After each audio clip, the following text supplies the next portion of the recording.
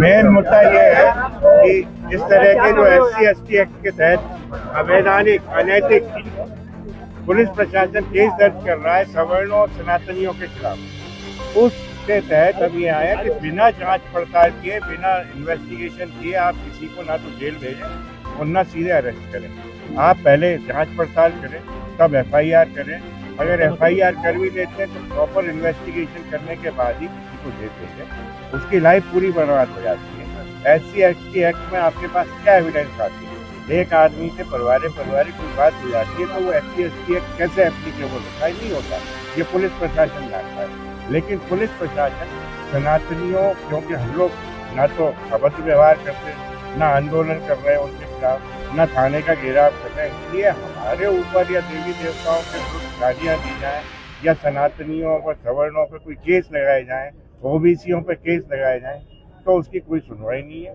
इसलिए हम यहाँ पे ज्ञापन देने आए हैं कि यह पुलिस प्रशासन कम से कम हमारे अगर अभ्यावेदन आवेदन आते हैं उन पर गंभीरता से विचार करे और उन केसों में अगर वाकई में सत्य पाए जाते हैं तो कार्रवाई करें, अन्यथा उन केसों को निरस्त करें, FIR लगाए। क्या आश्वासन मिला? आश्वासन ये दिया है लाहौर के केस में, जो रवो का केस है उसमें, कि 1 घंटे में FIR करेंगे, एविडेंस चेक कर रहे हो।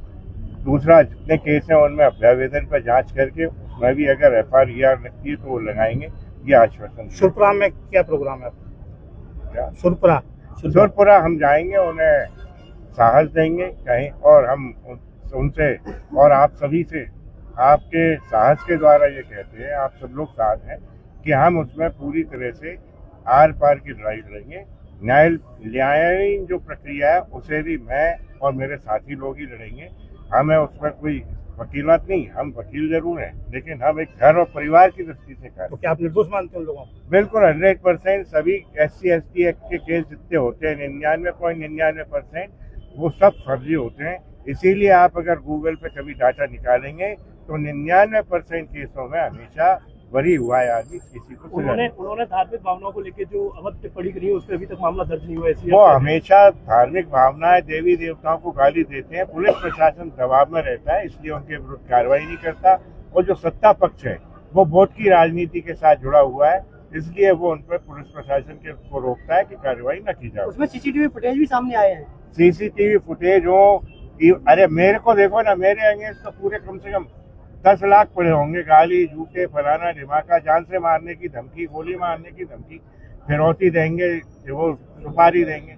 कौन सी आज तक FIR हुई? बल्कि उल्टी 3 FIR में भुगत रहा हूँ, एक मुंबई में, एक नागपुर में, एक ग्वालियर में। लेकिन मैंने कह दिया है कि अब हर जिले में एक FIR करो, मैं मानूंगा। थाने में खड़े होकर ब्राह्मण समाज मुर्दाबाद के नारे लगाए, फिर क्या उन्होंने? उस पर तुरंत कार्रवाई होनी चाहिए। अगर नहीं करते कार्रवाई तो ब्राह्मण समाज नहीं, पूरा सनातनी निकल के इस सत्ता को, प्रशासन को, पुलिस प्रशासन को विशेषतः उसका जवाब देगा। और अगर हमारी पुलिस प्रशासन इसमें निष्फल होता है, अगर बलहीन है, तो हम में इतना बल है कि अगर सिर से ऊपर बात निकल चुकी है तो हम बल से भी कार्रवाई करेंगे।